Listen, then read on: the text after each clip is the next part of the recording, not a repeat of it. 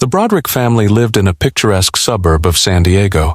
Their home, nestled in the rolling hills, seemed like the perfect embodiment of the American dream. Betty Broderick, a loving mother, dedicated herself to raising their 4 children. Dan Broderick, a highly successful lawyer, was the provider who worked tirelessly to secure their future. To the outside world, they had everything: a beautiful home, well-behaved children, and a marriage that appeared solid. But beneath the surface, cracks were beginning to form. Betty had always prided herself on her role as the perfect housewife, ensuring that every meal was prepared, every school event attended, and every chore done. Her life revolved around her family, particularly around her husband, Dan. In the early days of their marriage, their love had been a passionate, shared partnership. But as Dan's career grew, so did the emotional distance between them. Dan had become more preoccupied with his work than with his family. Late nights at the office turned into weekends spent away, and Betty could feel the space growing between them. It wasn't just the time. He was different. The sparkle in his eyes when he looked at her had faded. The affectionate gestures, once frequent and heartfelt, were now almost non-existent. Yet Betty clung to the hope that things would improve, that the man she married would return to her. But then, the whispers began. It started with small things: Dan's frequent late nights, a sudden change in his routine, a subtle shift in his tone when he spoke to her. Betty's suspicions were ignited when she noticed him leaving his phone unattended in the kitchen, a rarity given how protective he usually was of his private life. It was just a fleeting moment, but it was enough to set Betty's mind racing. When he left the room for a brief phone call, Betty couldn't help herself. She grabbed the phone, her heart racing. The message that appeared on the screen took her breath away. The text was from Linda Kolkena, Dan's secretary. The words were innocuous at first glance, but there was an undeniable undertone that sent a chill down Betty's spine. "I can't wait to see you tonight, Dan. You make me feel alive." It was brief, but it was enough.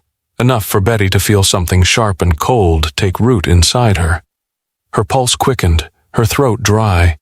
She had always trusted Dan, trusted him with everything, with her heart, with their family. How could this be happening? Why didn't she see it coming? She had spent so many years putting her heart and soul into their life together, and now this betrayal, was tearing it all apart. Betty had always been devoted to her family, to Dan, but in this moment she felt the weight of his disregard for her and their children. The realization of his infidelity hit her like a freight train. She didn't know what to do next, but she knew one thing for sure: this couldn't be ignored. The emotional distance that had been growing between them for years was no longer something she could justify. It was clear now that it wasn't just her imagination.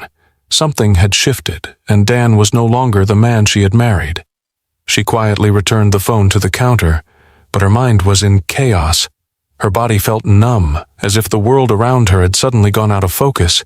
She needed to confront him. She needed answers.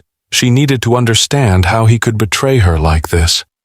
The next evening, as Dan returned home late from the office, Betty tried to hold it together. She greeted him as usual, but the words felt like they were caught in her throat. How could she ask him the questions she needed answered without completely falling apart? She was scared of what the truth would bring, but deep down, she knew she had no choice. She needed to know. "Dan?" she began, her voice shaky. "Who is Linda Kolkena?" Dan froze for a moment, the words hanging in the air like a thick fog. His eyes widened, and for a brief second, Betty could see a flicker of guilt flash across his face, but it was gone as quickly as it had appeared. "What are you talking about?" Dan replied, his voice a little too calm, too dismissive.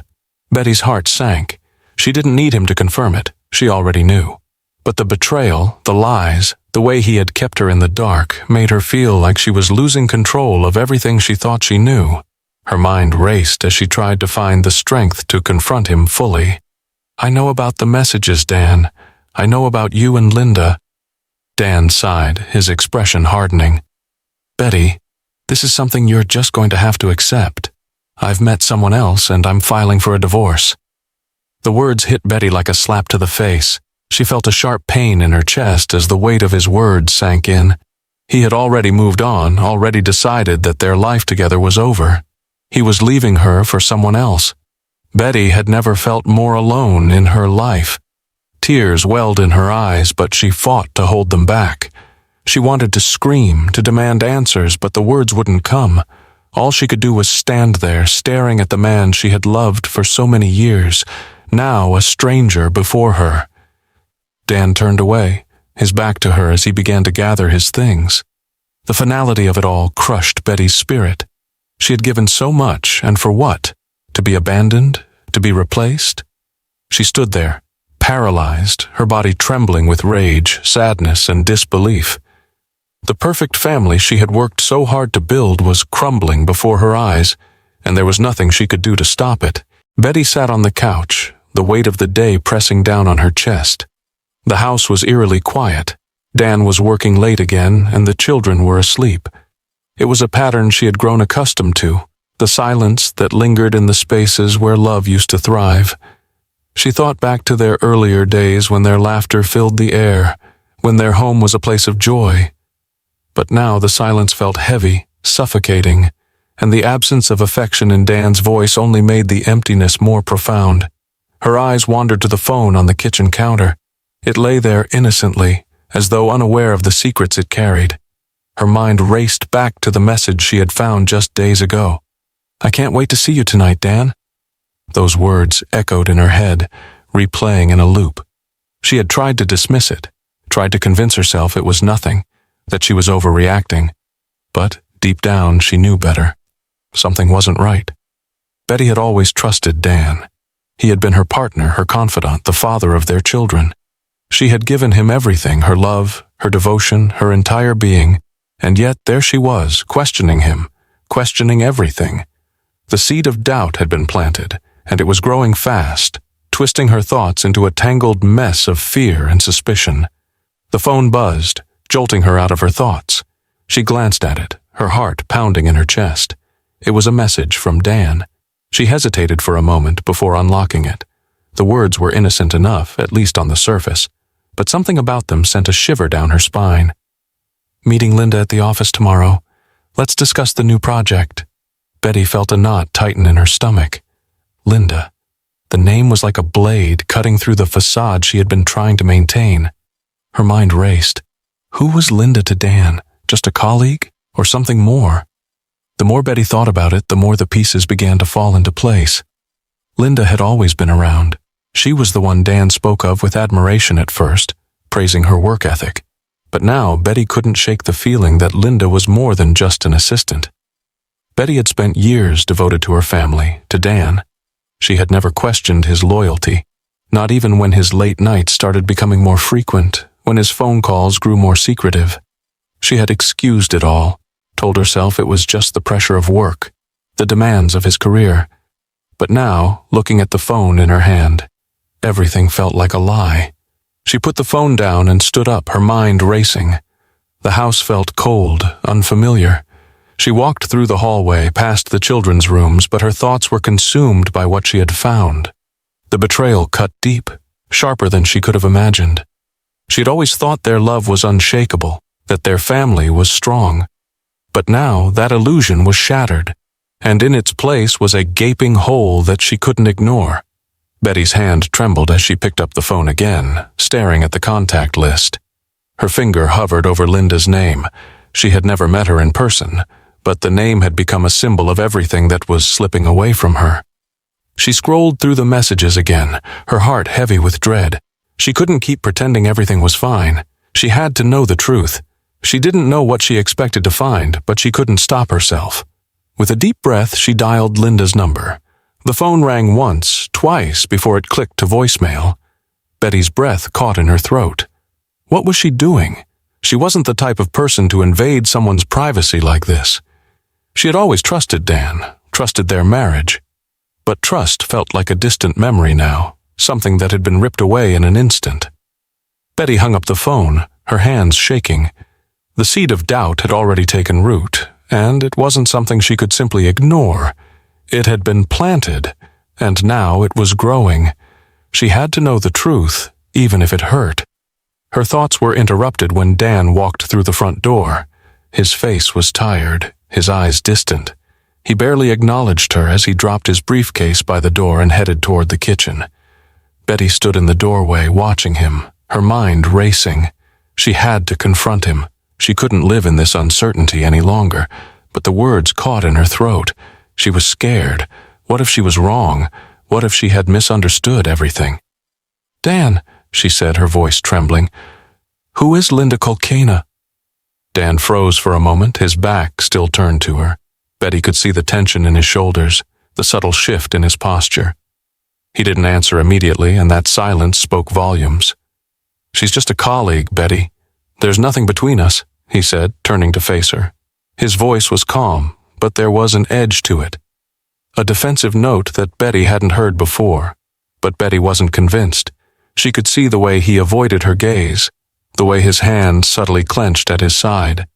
She didn't need him to admit it. She already knew.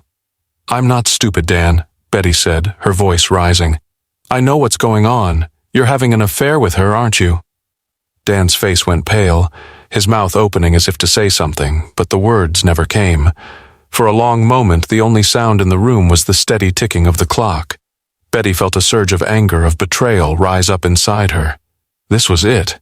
The truth was out, and nothing would ever be the same again. "Betty, Dan started, but Betty interrupted him. "Don't," she snapped. "I don't need you to explain. I know what's been happening. I saw the messages." Dan took a step toward her, but Betty backed away, shaking her head. "I gave you everything, Dan, and you've thrown it all away for her." Her voice cracked as the realization of what he had done hit her all at once. Dan sighed, his expression softening, but Betty could see the guilt in his eyes. "I'm sorry, Betty," he said quietly. "I never meant to hurt you." But his words were empty. The damage had been done. The following days were a blur of confusion and anger for Betty. The conversation with Dan had lingered in her mind, replaying in cycles. His calm demeanor as he tried to downplay everything made her feel even more isolated. The truth was clear to her now. There was no more denying it. The man she loved, the man she had given her life to, was having an affair with Linda Kolkena, his secretary. Betty felt a deep gnawing ache in her chest, a painful mix of betrayal, confusion, and a rising wave of rage. She had always trusted Dan. How could he do this? How could he so easily shatter everything they had built together? It was late at night when she decided she could no longer stay in the house, haunted by the silence that now felt unbearable. She grabbed her coat, walked out the door, and drove aimlessly, her hands gripping the steering wheel with such force that her knuckles turned white. She had to think, had to make sense of the devastation. Her heart was broken, but her mind was sharp with one burning question. Why? Betty tried to push the pain aside as she drove to the house they had shared for years. It had been a sanctuary of memories, the place where they had raised their children. She couldn't stand being here anymore. She had to know everything. She had to confront him. When Betty walked through the door, the house felt colder than it ever had before. Dan was sitting in the living room, a glass of whiskey in his hand, staring at the TV but not really watching. He barely acknowledged her as she entered, but she saw it in his eyes, a flicker of something he couldn't hide, something she hadn't seen before. Guilt. "Dan," Betty said, her voice shaking slightly. "Who is she? Linda Kolkena. You're seeing her, aren't you?" Dan sighed heavily and put down his glass, standing up slowly as if the weight of the question had knocked the wind out of him. His eyes darted briefly to the floor before he met her gaze. "Betty, No, don't," she interrupted, her voice rising. "Don't try to justify this. I saw the messages. I know what's going on. I know everything." Her words hung in the air, cold and final. Dan opened his mouth as if to say something, but Betty didn't wait for him to speak. The realization hit her like a punch to the gut. Her heart felt like it was breaking all over again. "How long?" she asked, her voice barely above a whisper. Dan looked away, his face pale, his jaw tight. He knew there was no point in lying anymore. She had already found out the truth, and it was too late for excuses. "A few months," he muttered. His voice was strained, but Betty could hear the underlying remorse, the shame that he couldn't quite bury. "I didn't mean for it to happen, but it did." The words cut deeper than anything Betty had imagined. It was one thing to hear rumors or suspect something, but to hear Dan confess it so plainly, so matter-of-factly, was a shock to her system. All those nights she had convinced herself that he was just stressed from work, that everything would get better, that it was just a phase. She had been wrong. Her eyes burned with tears, but she forced them back. She couldn't cry. Not yet. She had to hold it together. She needed to understand how this happened, how everything they had built could fall apart so easily. "How could you do this to me?" she asked, her voice trembling. "How could you throw everything away?" Dan's gaze softened, but it wasn't enough. "Betty, I didn't mean to hurt you. I never wanted this. But I can't go on pretending. I can't pretend anymore." Betty felt as if the ground had been ripped out from under her. "Pretend? You were pretending all this time and you didn't think I'd find out?" She felt the familiar rage rising inside her, the same rage that had been building ever since she had first started to notice the signs, the rage that had been simmering beneath the surface, waiting for the moment when the truth would finally be revealed. "This isn't about pretending," Dan said quietly.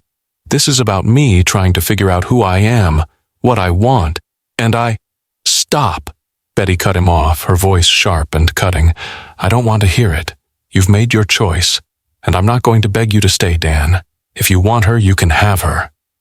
Dan looked at her, his face full of regret. "I'm sorry, Betty. I never meant for it to go this far." But it had gone this far, and there was no turning back now. The room felt suffocating, as if the walls were closing in on Betty. The overwhelming sense of betrayal was suffocating her, and the worst part was that she had allowed herself to be blind to it for so long. She had loved him with everything she had, and now it felt as if that love had been a lie. "Just go, Dan," she whispered, her voice breaking. "I can't do this anymore." Dan stood there for a moment longer, as though waiting for something, for an apology perhaps, or some sign that she would forgive him. But Betty knew deep down that there was no forgiveness in her heart for him anymore. Not right now. Not after everything. With a heavy sigh, Dan turned and walked out of the room. The sound of the door closing behind him echoed in the emptiness, and for the first time in years, Betty was completely alone. As she stood there in the silence, the full weight of the betrayal hit her. It wasn't just the affair, it was everything. The lies, the neglect, the promises broken. Everything she had built, everything she had believed in, was now shattered.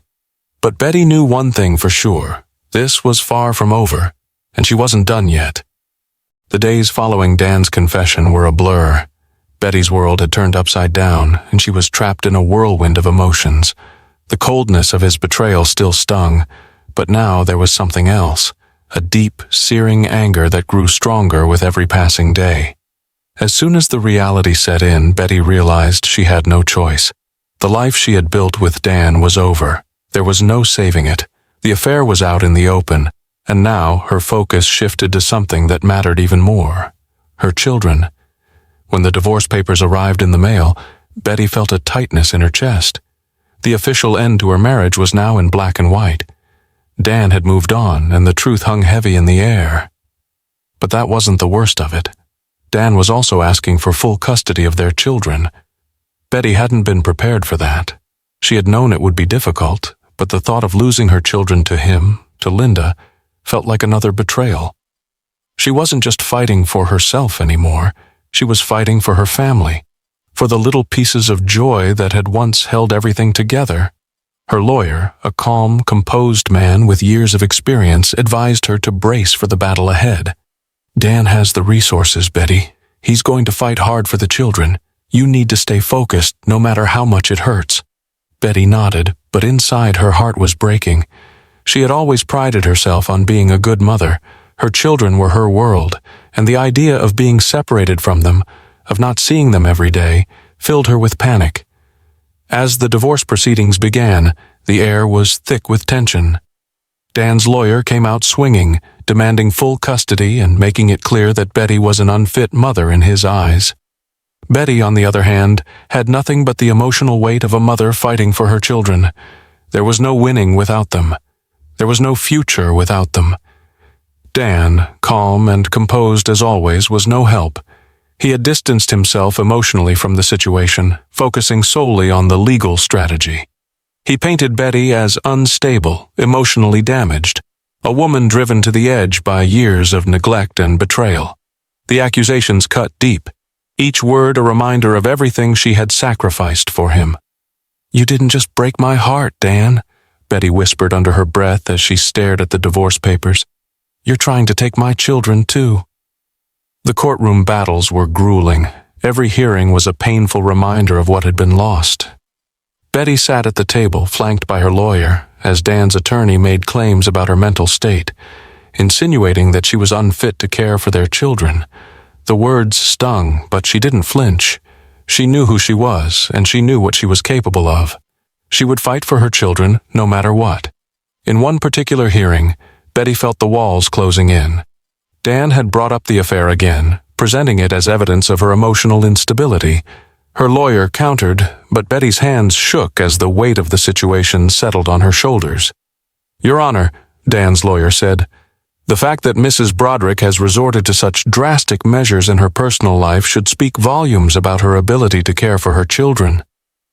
Betty's heart raced, but she remained silent, her thoughts spinning out of control. How had it come to this? She had been a devoted wife, a devoted mother, and now she was being painted as someone who couldn't even care for her own kids. As the hearing ended, Betty left the courtroom in a daze. The thought of losing her children was unbearable. She was not ready to give them up. She had been the one to care for them all these years, to give them everything she had. How could she let Dan take them away from her? But even as the anger and sadness consumed her, another emotion began to rise, a desire for revenge. Dan had taken everything from her, her trust, her love, her family, and now he was trying to take her children. Betty couldn't allow it. She couldn't let him win, not like this. That night, as she lay in bed staring at the ceiling, she made a promise to herself. She would fight, and she would win. Her children would stay with her, where they belonged. But as Betty's thoughts swirled with plans and strategies, a dark thought lingered in the back of her mind, a thought that had been growing ever since the affair had been exposed. If Dan thought he could destroy her, if he thought he could take everything from her, he was wrong. Betty was no longer the woman who would quietly accept the loss of her marriage. She was someone else now. And as her lawyer continued to prepare for the battle ahead, Betty knew one thing for sure: she would not go down without a fight. Betty's life after the divorce papers had been signed was nothing short of a whirlwind.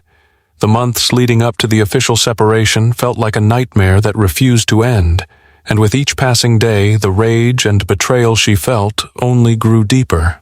The legal battles for custody of her children continued to drag on, and every new hearing brought with it more humiliation. Dan, now married to Linda, remained unbothered by her spiraling descent. For him it was over. He had moved on, and Betty was just another chapter in his past. But Betty couldn't let go. Not yet, not after everything. The anger still burned in her chest, and it consumed her, clouding her every thought.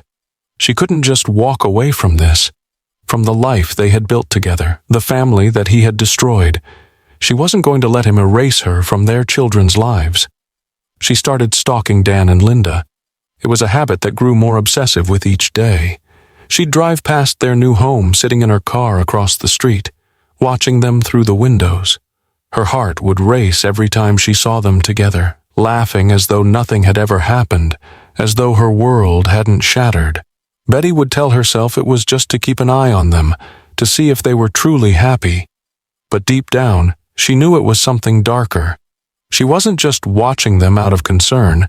She was watching them because she couldn't let go. And with each passing day, she sank deeper into her obsession. She started showing up at places where she knew Linda would be, running into her at the grocery store, at the local cafe, feigning surprise, playing the part of the innocent, betrayed wife. Linda's cool, collected demeanor only fueled Betty's rage. Linda would glance at her with a polite smile, but Betty saw through it. She knew what had happened. She knew that Linda had taken everything from her, her family, her happiness, her future. One day, Betty found herself at a park near Linda's office. She had no real reason for being there, but the impulse to go was overwhelming. She watched Linda walk to her car, her laugh filling the air as she spoke on the phone. Betty's eyes narrowed, and for a moment the whole world seemed to vanish. It was just Linda, so unaware, so calm, as if she hadn't destroyed everything Betty had worked for. Betty didn't move. She just watched. She felt a sick satisfaction in watching Linda go about her day, oblivious to the storm brewing inside her. For Betty, it was a way to feel in control, because she knew. She knew Linda had what Betty wanted, and for that, Linda had to suffer. There was no escaping it. Betty felt trapped in her own rage, suffocating under the weight of her obsession. The obsession was affecting her work, her interactions with the children, and her mental state. She stopped sleeping. She spent her nights researching Linda, combing through every detail of her life. The fact that Linda worked with Dan gave Betty endless access to information. She found herself memorizing the little things, where Linda had lunch, the places she went to unwind. Nothing was too small. Every piece of information was a thread that wove the story of Linda's life, a life that Betty believed should have been hers. "Why did you do this to me?" Betty would whisper to herself at night. "What did I ever do to deserve this?" She started sending Linda anonymous letters. At first, they were subtle, comments about how she didn't belong with Dan, how Betty was still watching. But as the obsession deepened, the letters became more pointed. "You think you've won, but you haven't," one letter read. "I will make sure you feel my pain."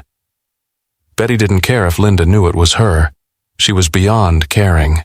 Each letter, each act of vengeance, was a way to hold on to the anger that had consumed her. It was a way to remind Linda that she hadn't won. Not truly.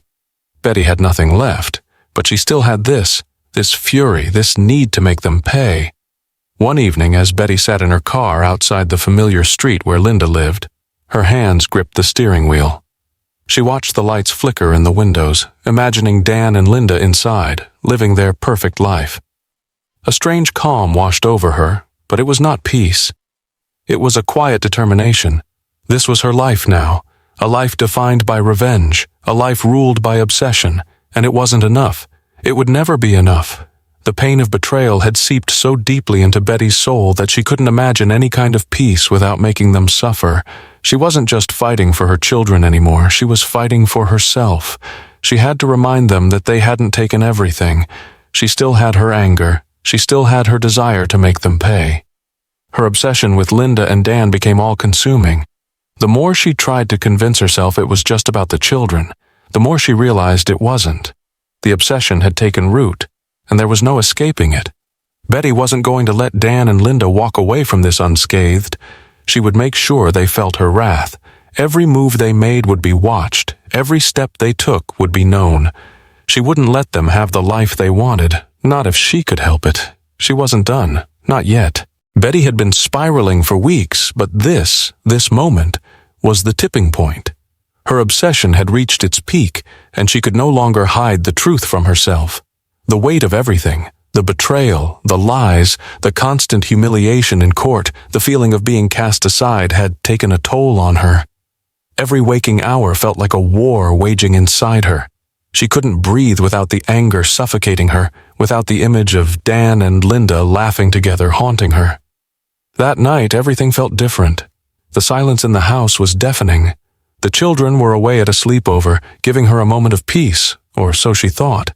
Betty paced the house, her mind racing. Her every thought was consumed by the image of Dan and Linda. She had lost him to her. She had lost her family, the life they had built together, and now she was losing the fight for her children. Her lawyer had advised her to stay calm, to keep her focus on the custody battle. But the legal system was failing her. The more Dan pushed for full custody, the more Betty felt like a stranger in her own life. She had always been the heart of the family, but now she felt powerless, helpless in the face of it all. It wasn't just a legal battle. It was an emotional war that she was losing. The house felt suffocating. She grabbed the phone, scrolling through her contacts until her fingers landed on Linda's number. For weeks, Betty had considered reaching out to her, confronting her, telling her everything, but each time something stopped her. Tonight, though, she couldn't stop herself. She needed to know. She needed answers, even if they hurt. With trembling fingers, Betty dialed the number. The phone rang twice before the voicemail clicked on. Betty's heart raced, but she didn't hang up. She spoke into the silence, her voice calm but laced with a venom she could no longer suppress. "Linda, it's Betty. I've been watching you, and I know what you've done. You think you've taken my place, but you haven't. You'll never be the mother I am, and I'll make sure Dan knows that. I won't stop until he sees the truth. You won't win." She hung up the phone, her chest heaving with the weight of her words. It felt like a release, like a small victory in a battle she had been fighting in her head for so long. But as soon as the phone hit the counter, a cold emptiness washed over her. The relief was fleeting. It was nothing but a momentary fix to the gnawing pain inside. Betty sat on the couch, feeling the weight of the silence pressing down on her. Her hands shook, and the tears she had been holding back for weeks finally spilled over. She didn't know who she was anymore. The woman who once devoted herself to her family, to Dan, was now someone else. Someone consumed by rage, by hurt, by the need to make them feel her pain. As she wiped her tears away, Betty's phone buzzed on the table. It was a message from her lawyer. A hearing had been scheduled for the following week. The custody battle was far from over, but Betty knew she had already lost more than just the battle for her children. She had lost herself in this fight, and there was no going back. The message brought no comfort. The lawyer's words, "Stay strong, Betty, we're getting close," sounded hollow in her ears. She didn't feel strong. She felt shattered, a broken version of the woman she had once been. The only thing left was her need for revenge. Her need to make Dan and Linda suffer, to show them that they had not taken everything from her. She stood up suddenly, the anger inside her igniting again. The walls of the house seemed to close in on her as she stormed into the kitchen. She needed to do something, to take control. The gun was in the drawer, just as it had been for months, a constant reminder of the dark thoughts that had plagued her. She hadn't acted on them before, but tonight, she wasn't sure what would stop her.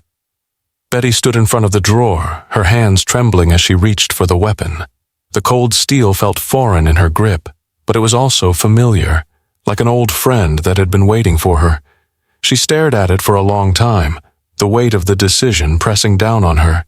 This was her breaking point. She had reached the edge, and there was no turning back now. But as her finger brushed against the cold metal, something inside her snapped. She dropped the gun back into the drawer with a force that made the sound echo in the room. She couldn't do it. Not like this, not now. Betty collapsed onto the floor, her hands clutching her knees as she sobbed uncontrollably. The rage, the pain, the betrayal, it all poured out of her in that moment. She wasn't just fighting for her children anymore. She was fighting for her own sanity. She was fighting to survive. The phone buzzed again. This time it was a text from Dan. "I'm sorry, Betty, but this is the way it has to be. We're better apart." The words stung. Each letter felt like a dagger to her heart. But she had already heard them in her mind 1,000 times. This was it. He was gone. Linda had taken him from her, and there was nothing left but the wreckage. Betty closed her eyes, letting the tears fall. She had lost the battle. But the war? The war had just begun. The house was quiet that night, an eerie stillness settling over the rooms as Betty stood frozen in the hallway. She had been pacing for hours, her mind a whirlwind of thoughts, until she could no longer deny the storm that raged within her. The gun was cold in her hand, the weight of it grounding her in the harsh reality of the situation. She had thought about this moment countless times before, but now that it had arrived, nothing felt as she had imagined. Anger, heartbreak, and the desire for retribution were now the forces driving her. Her breath came in sharp bursts as she moved quietly through the house, her eyes fixed on the door leading to Dan and Linda's bedroom.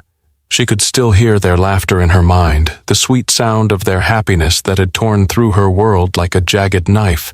This was her breaking point. There would be no more waiting, no more excuses. Dan had taken everything from her, and now he would understand the cost. Betty's hand trembled as she turned the doorknob. The house was still, and in the silence, every small sound seemed amplified, echoing through the walls. She stepped inside, the weight of the decision bearing down on her with each step. She could see Dan and Linda lying in their bed, unaware of the chaos unfolding in Betty's mind. For a moment, Betty hesitated. Her thoughts flashed back to the children, her children, who had been at a friend's house for the night. They would never understand, never know the depth of the pain and betrayal that had driven her to this point. But it didn't matter. What mattered now was that the time for waiting was over. In the dim light, she could see them both, Dan peacefully sleeping, and Linda curled up beside him, her face soft in slumber.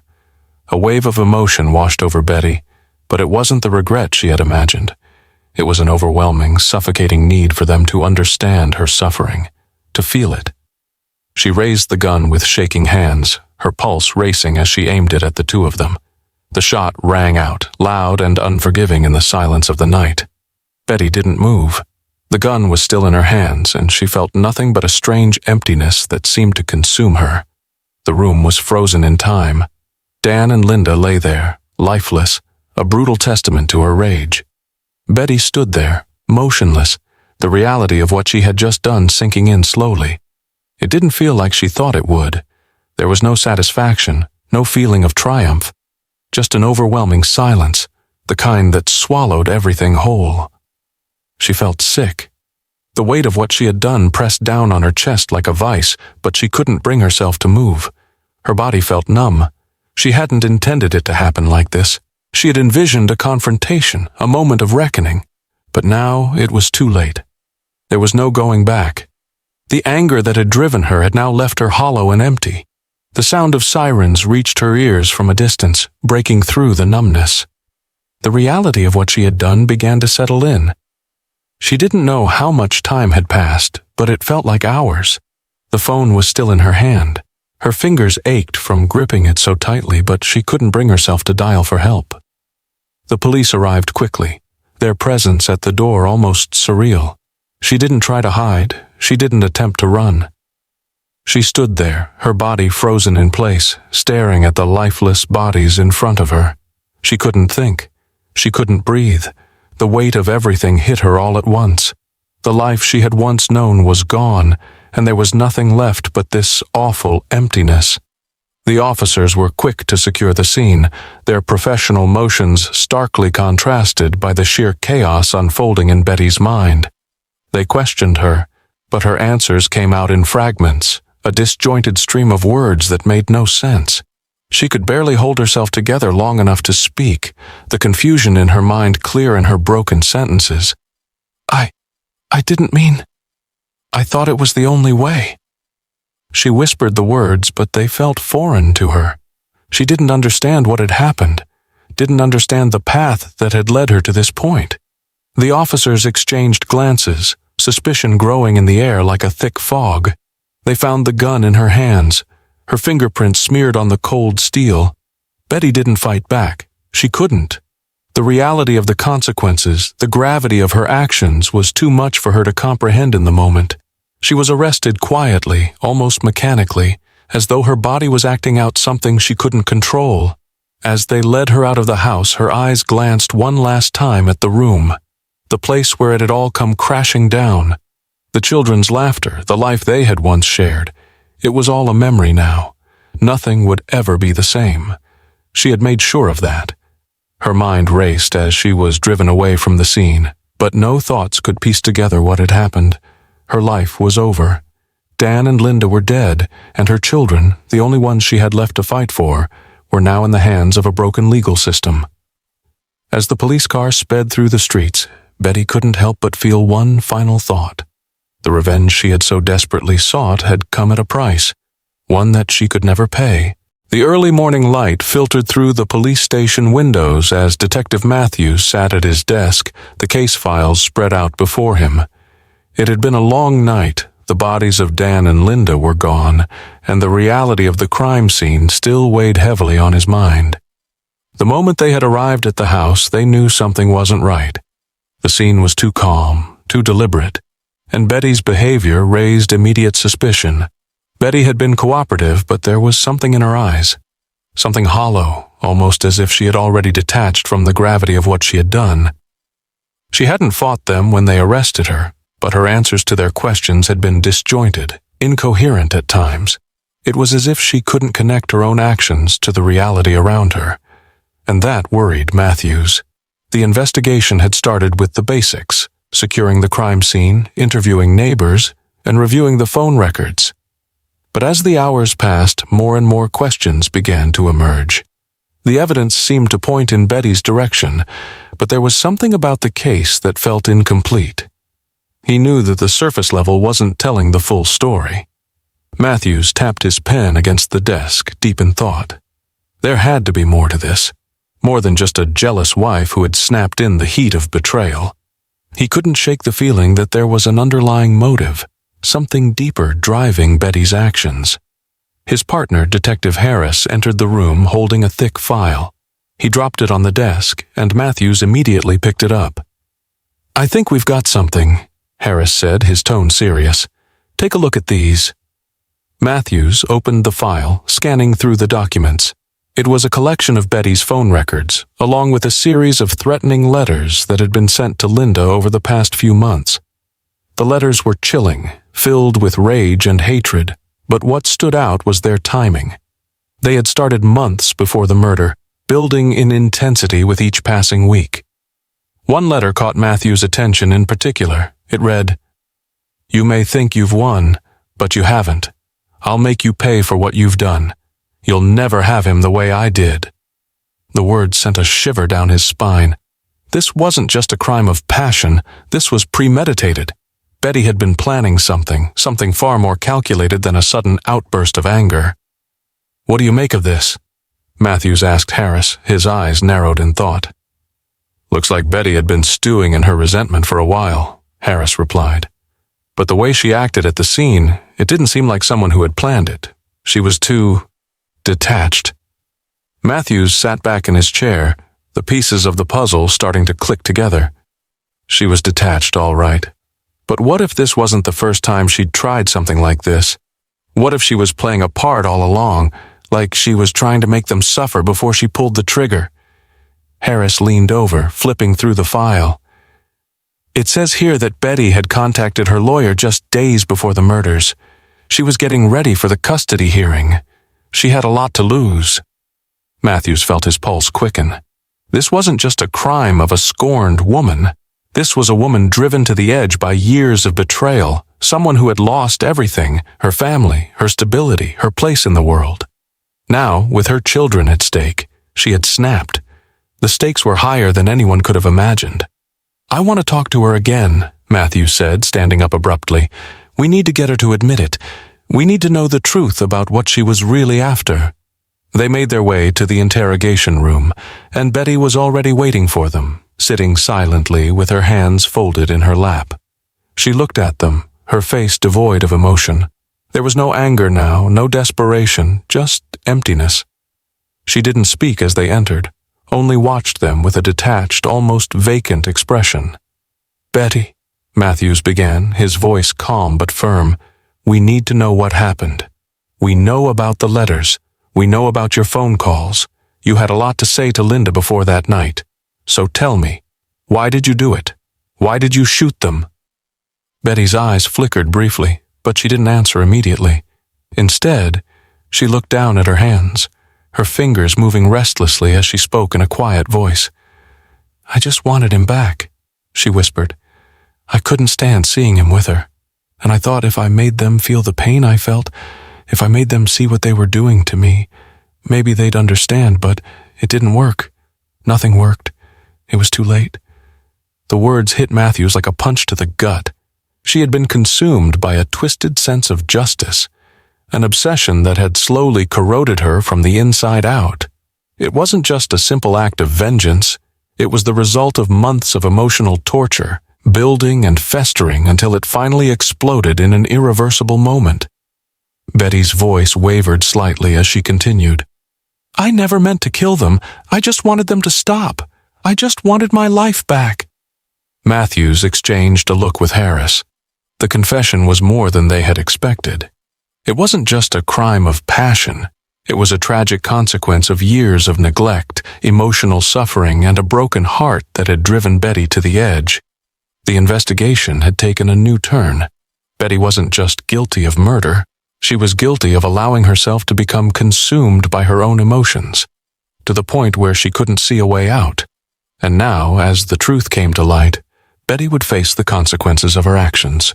The courtroom was a battlefield, cold and unforgiving. Betty sat at the defendant's table, her hands folded neatly in front of her. Her lawyer sat beside her, whispering reassurances that she barely heard. Her focus was on the space in front of her, the room that felt too small, too suffocating. Every word spoken by the prosecutor, every glance from the jury seemed to push her further into the corner.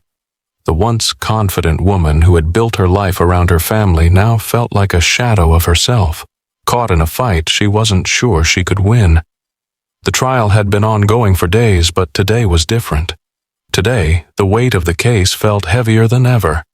The prosecutor had painted a clear picture of the night of the murders. Betty, driven by rage and jealousy, had murdered her husband and his lover in cold blood. She had planned it, they argued, and the evidence supported it. The threatening letters, the messages she had sent Linda, all painted her as a woman who had been consumed by obsession and revenge. But Betty's lawyer had a different argument. It wasn't premeditated.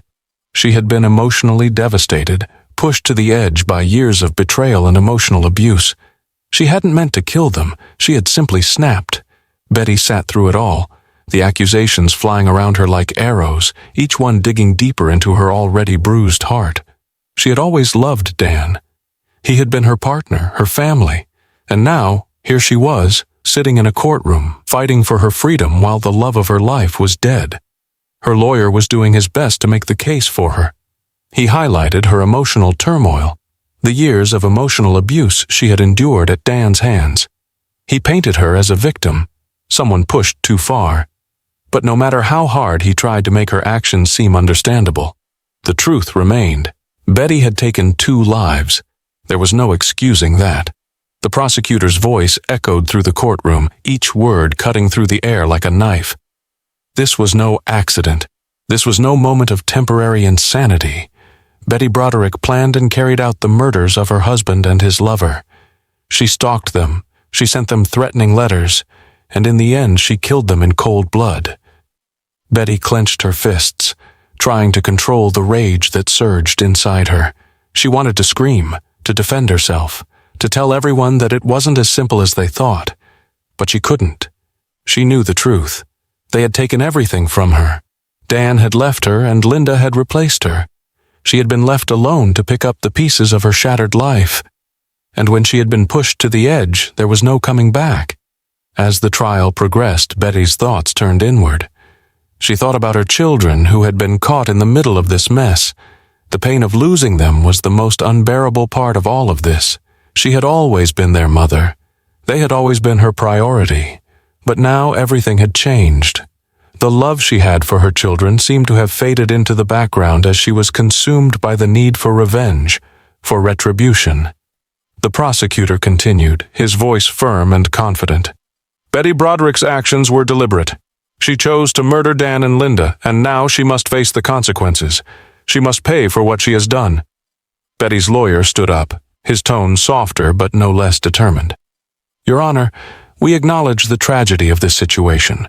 We do not deny that Betty's actions were extreme, but they were not premeditated. She was a woman pushed to the edge, a woman who had been emotionally shattered. She was a victim of her circumstances, and she should not be punished for a crime committed in the heat of her pain. Betty's heart raced as she listened to the defense's arguments. They were doing their best to paint her as someone who had been a victim, but deep down, she knew that it wouldn't be enough. She had taken 2 lives, and there was no way to erase that. No matter how much she wished for it, no matter how much she wished she could take it all back, the truth remained. She had crossed a line that couldn't be uncrossed. The jury was silent, their faces unreadable as they listened to both sides. Betty could feel the weight of their gazes on her, could feel the judgment in the air. She didn't know what they saw when they looked at her, but she knew what she saw when she looked at herself. A broken woman who had lost everything. As the day drew to a close, Betty felt her resolve beginning to crumble. The truth was clear. She had acted in rage, in the depths of a broken heart, and now There was no escaping the consequences of her actions. The judge called for a recess, and Betty was escorted out of the courtroom. The air felt thick, heavy with anticipation as the next stage of the trial loomed ahead. She didn't know what would happen, didn't know if there was any chance left for her to make things right. But one thing was certain, the outcome of this trial would change her life forever, and as she walked down the hallway, away from the courtroom, she couldn't shake the thought that she had already lost more than just the trial. She had lost everything. The courtroom was silent, the weight of the moment settling heavily on everyone present. Betty sat rigidly at the defendant's table, her lawyer beside her, his face unreadable. Her mind was a maze of thoughts, but they all circled back to one unshakable truth. This was the moment of reckoning. Her future, and the future of her family, hung in the balance. The judge had called for the jury to deliberate after days of intense testimony. Betty had heard the prosecution's case, how she had planned and executed the murders, how she had stalked and tormented Dan and Linda in the months leading up to that fateful night. The defense had done its best to argue that Betty had been a victim of years of emotional abuse and betrayal, but the evidence seemed to weigh heavily against her. The courtroom doors opened and the jury filed in. Each of them looked tired, their faces grim. Betty's heart pounded in her chest as they took their seats, the foreman holding the verdict slip in his hands. This was it. The moment when everything she had done would be judged, when the consequences of her actions would finally be laid bare. The judge nodded to the foreman, signaling him to read the verdict. "We, the jury, find the defendant, Betty Broderick, guilty of 2 counts of second-degree murder." The words hit Betty like a punch to the gut. She had known it was coming, but hearing it aloud was a reality she hadn't fully prepared for.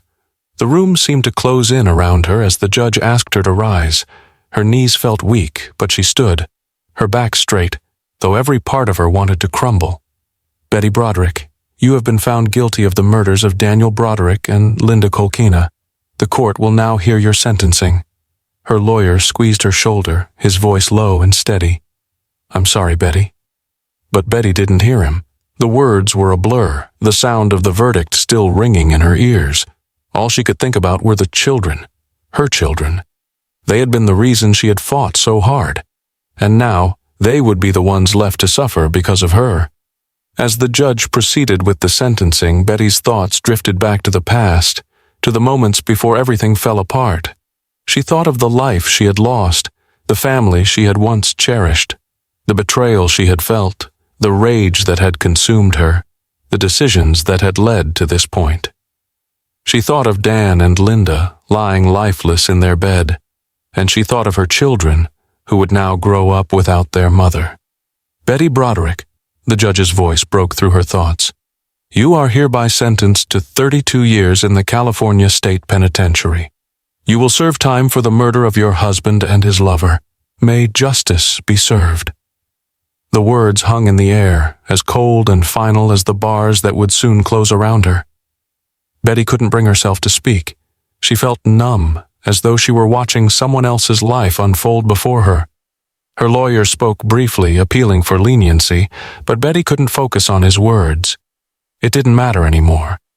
The bailiff approached, and Betty was led away in handcuffs. She didn't look back as they led her out of the courtroom. The finality of the sentence was overwhelming. It was as though she had lost not just her freedom, but her sense of identity, her very self. As she was escorted through the hallways of the courthouse, she couldn't stop the thoughts from flooding in. The pain of the past, the rage, the heartbreak, it was all so overwhelming, so consuming. But even as the reality of her situation settled in, there was one thought that refused to leave her, the sense that nothing would ever be the same again. She was no longer the woman she had once been. Her life had been defined by love, by devotion to her family, but now it was defined by loss and tragedy. She had wanted revenge, but in the end, it had cost her everything. Her children would never see her as they had once seen her.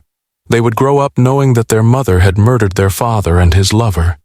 The weight of that knowledge would shape their lives forever, and Betty could do nothing but accept it. As the car doors slammed shut and the cold, sterile environment of the prison loomed ahead, Betty's mind drifted to the moments of her life she had once taken for granted, moments that now seemed like distant memories, and she realized too late that she had lost more than just her family. She had lost her place in the world. Betty Broderick had been a mother, a wife, a woman who had loved with all her heart. But now she was nothing more than a prisoner of her own actions. The car pulled away, and as it disappeared into the distance, Betty knew that her story, her fight, had ended. The punishment had begun.